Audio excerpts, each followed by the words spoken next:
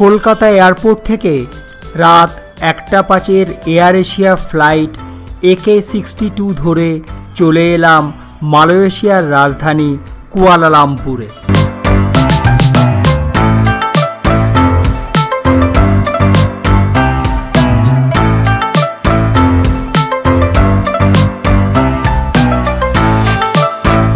কুয়ালালামপুরে 4 ঘন্টার stop over, তারপর air এশিয়ার ফ্লাইট AK-538 ধরে চলে এলাম কম্বোডিয়ার রাজধানী নমপেনে।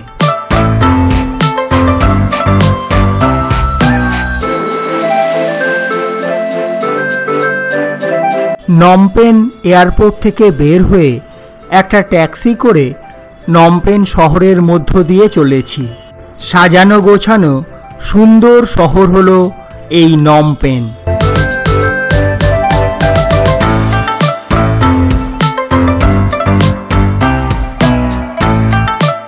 আধ ঘন্টার মধ্যেই পৌঁছে গেলাম আমার ভাই আনন্দের বাড়ি ভিয়া রেসিডেন্সিতে। এ হলো আনন্দ, ইন্ডিয়ান ফরেন সার্ভিসে কর্মরত, পোস্টিং কম্বোডিয়ার নমপেনে। 9th ফ্লোরে ট্রিপল বেডরুম ফ্ল্যাট, চারিদিকে দৃশ্য এক কথায় ফাটাফাটি।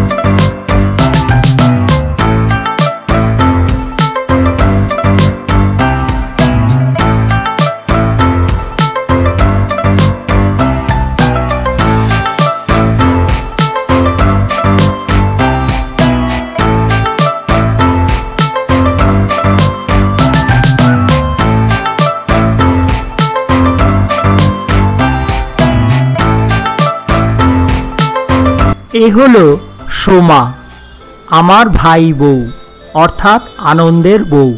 উপরের ফ্লোর অর্থাৎ 10th ফ্লোরে আছে সুইমিং পুল।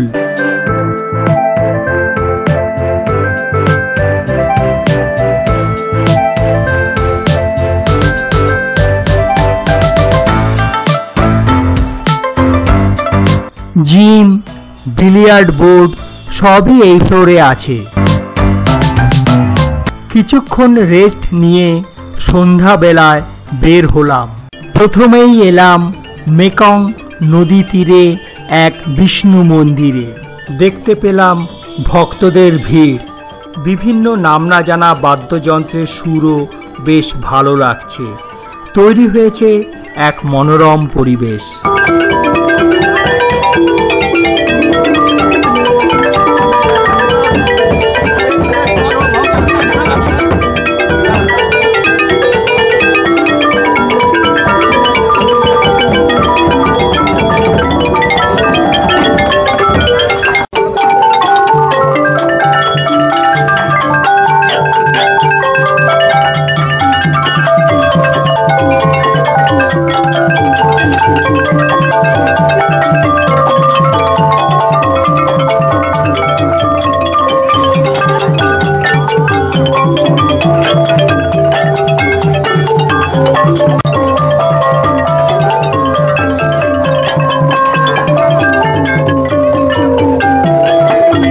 শুরু হয়ে গিয়েছে সান্ধ্যকালীন ভগবান বিষ্ণুর বন্দনা ও আরতি।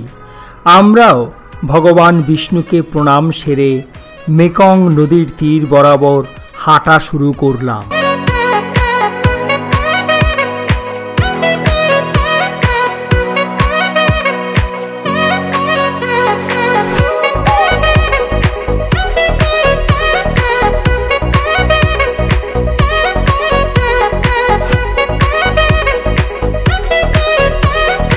মেকং নদীতে দেখা যায় আলোকসজ্জিত বিভিন্ন নৌকা, চলছে বোট ক্রুজ।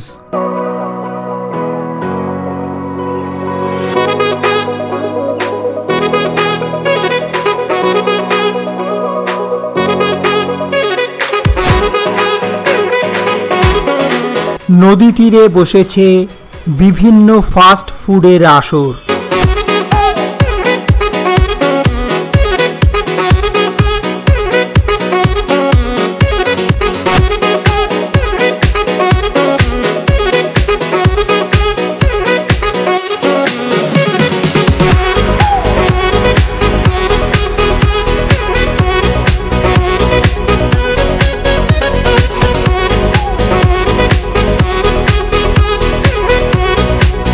আমরাও উঠে পড়লাম এক আলোকসজ্জিত বোটে।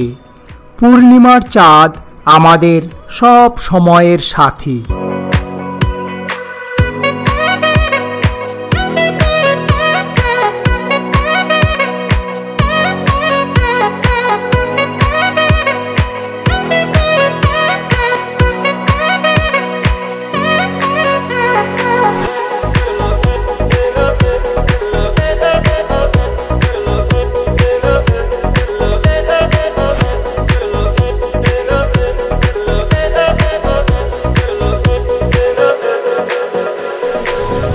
আমাদের বোট চলতে শুরু করলো।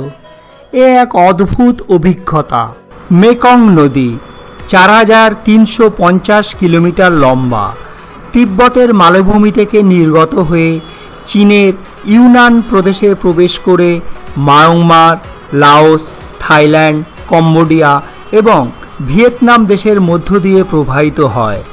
এটা এশিয়ার সপ্তম দীর্ঘতম এবং পৃথিবীর দ্বাদশ দীর্ঘতম নদী।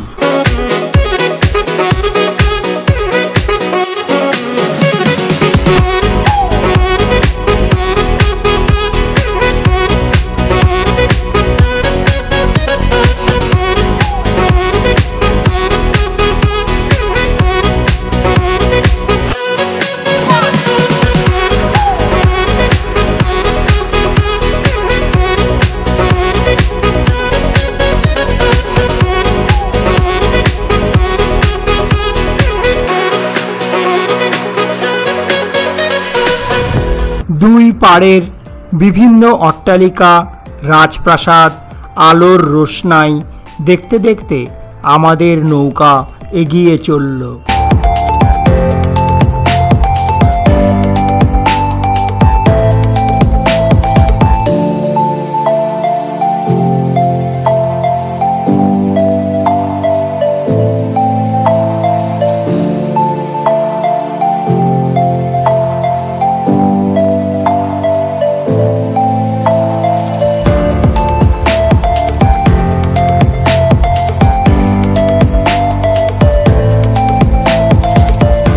দূরে দেখা যায় মেকং নদীর উপর ব্রিজ। তার উপর আছে নীল লাল রং বিশিষ্ট ত্রিভুজাকৃতি দুটো আলোর ডিজাইন। এটাই হলো কম্বোডিয়ার জাতীয় পতাকার প্রতিকৃতি। কম্বোডিয়া হলো পৃথিবীর একমাত্র দেশ যেখানে জাতীয় পতাকায় মন্দিরের ছবি আছে।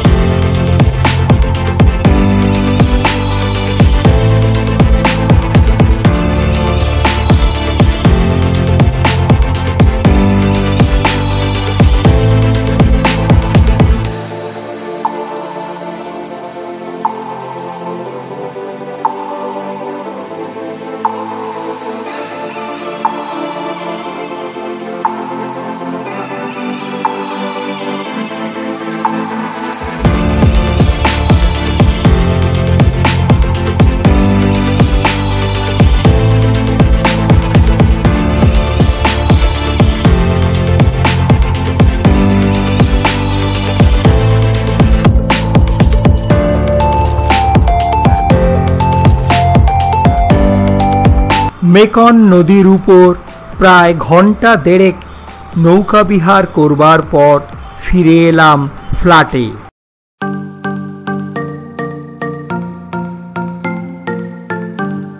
পরদিন সকালবেলায় 5 মিনিটের হাঁটা পথে পৌঁছালাম টুয়েল স্লেং জেনোসাইড মিউজিয়ামে।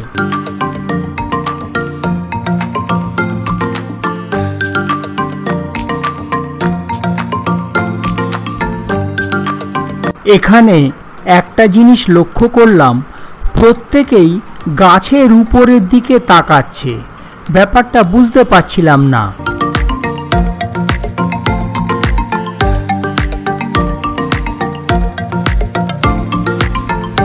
এবার আমি গাছের উপরের দিকে তাকিয়ে দেখি বিরাট এক ধনেশ পাখি বসে আছে।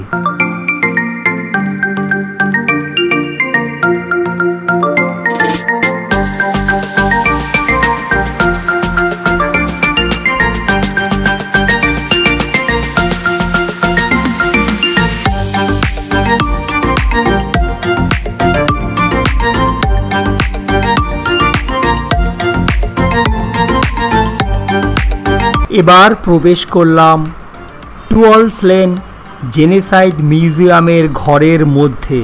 এটি একটি মাধ্যমিক স্কুল। 1975 সাল থেকে 1979 সালের মধ্যে খেমার রাজা পোল পট 20,000 লোককে এই মাধ্যমিক স্কুলের মধ্যে বন্দি করে নির্যাতন করে মৃত্যুদণ্ডে দণ্ডিত করে। 1979 সালে ভিয়েতনামের সেনাবাহিনী এই কারাগারটিকে উন্মুক্ত করেছিল। পরবর্তীকালে 1980 সালে এটি জাদুঘর হিসাবে জনসাধারণের কাছে উন্মুক্ত করা হয়।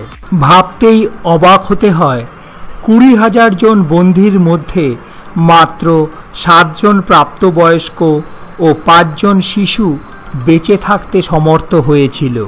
বন্দীদের উপর অত্যাচারের ছবি দেখলে গা শিউরে ওঠে।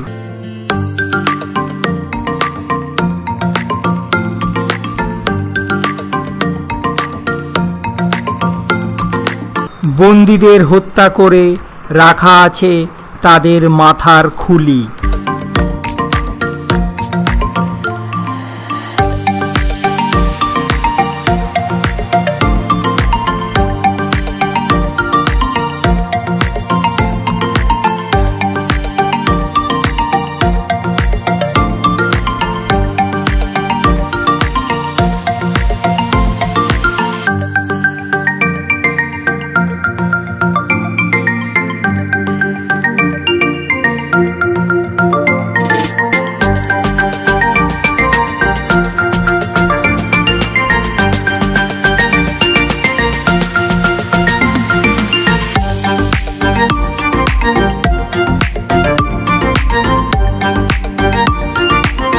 এই মিউজিয়ামকে অনেকে কিলিং মিউজিয়ামও বলে থাকেন।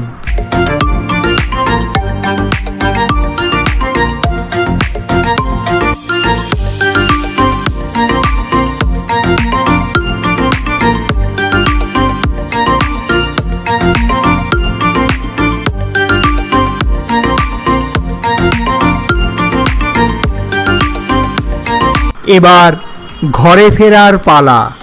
আবার দেখা হবে পরবর্তী এপিসোডে।